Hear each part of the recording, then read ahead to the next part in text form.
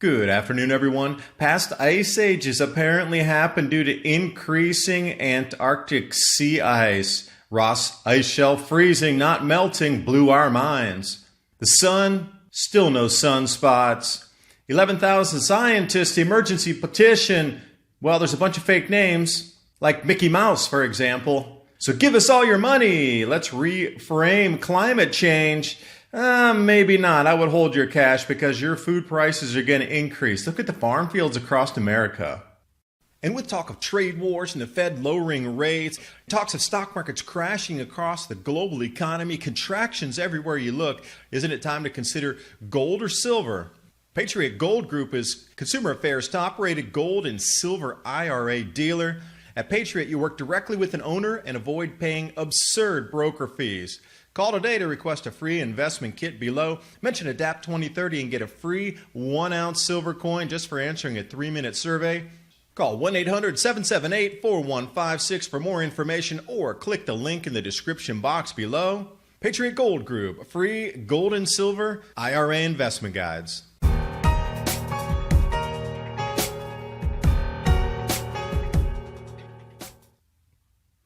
Interesting article here. Past ice ages apparently happened because of increasing Antarctic sea ice.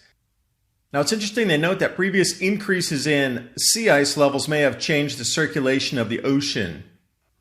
So now with this said, and the IPCC goes on with carbon dioxide being able to change so much, even though it's only 0.04% in our atmosphere, I wonder if 0.04% of increasing Antarctic ice would have the same effect, because who knows? Or it could be something much more massive, like the oceans itself outgassing CO2 or absorbing CO2. Now, most interesting for me, the next paragraph continues the most normal explanation that there was a change in the way carbon was divided between ocean and atmosphere, but they have no idea. They're just guessing at this point. But what I did find really interesting was the use of mini ice age right in the text there. Again, is this predictive reprogramming? This article just came out November 1st, and here they are using the lexicon, mini ice age.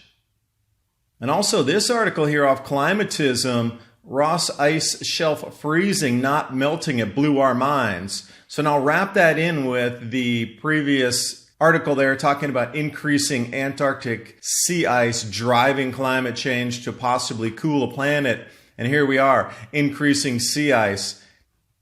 Now taking a look here at the southern hemisphere sea ice area, big orange arrow there. We were told Antarctica was melting into infinitum, that sea levels were going to rise. Yet you notice here, 2014, 13, and 12 were the first, second, and third highest amount of sea ice extent. I think that somehow missed our news feeds about 5 years ago, but I'll bring it back to you because I know how stories are buried, but let's dust this one off, resurface the info. And also AntarcticGlaciers.org. This article written in 2015, Increasing Antarctic Sea Ice.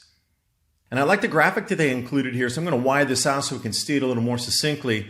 But the 2009 to 12, you notice that band, both low and high season.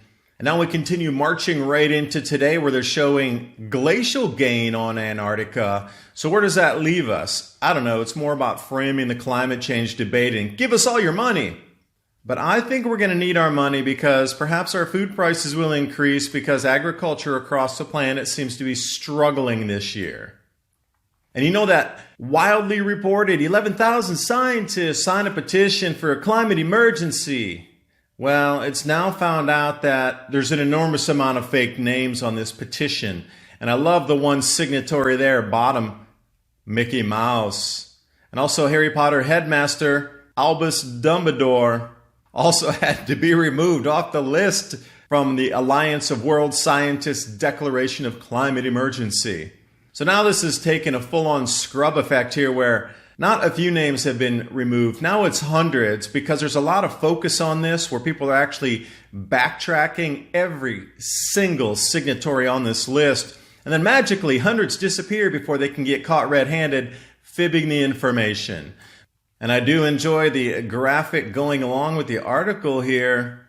Professor Mike Mouse signs the petition declaring a climate emergency, as well as the cast from Harry Potter.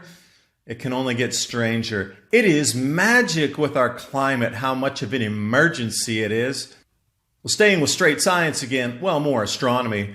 Still no sunspots on our sun. Continuing into the ultra low, that is going to bring us back, if it lasts 30 more days with no sunspots, into the lowest solar activity in 200 years. This will be interesting when we surpass that. How the media is going to try to spin the lowest solar activity in 200 years into cooling Earth temperatures, crop losses, but they're still going to try to blame you with CO2 and make you pay a global tax. I want to see that unfold. You should too. Because when we look at aerial photos of Midwest crop fields covered in snow the last week of October, we should be asking ourselves, do you think they can harvest in the snow? And how much is that going to drive up our food price? I also added a full canning and food storage section here inside my Amazon portal. I encourage you to jump in there. You notice coming to the holiday season, a lot of gift ideas for yourselves and things that can help you prepare and get ready for storing food, which you can buy cheaply right now, for a later date when you know it's going to increase in price. Also food production in the grand solar minimum, all about raising animals, long-term food storage, full-on how do you can meats, fruits, vegetables, and everything in between, and a full reading list on the electric universe and the grand solar minimum. Thanks for watching. Hope you got something out of the video. That link to the Amazon store is in the description box below, and I'll see you next time.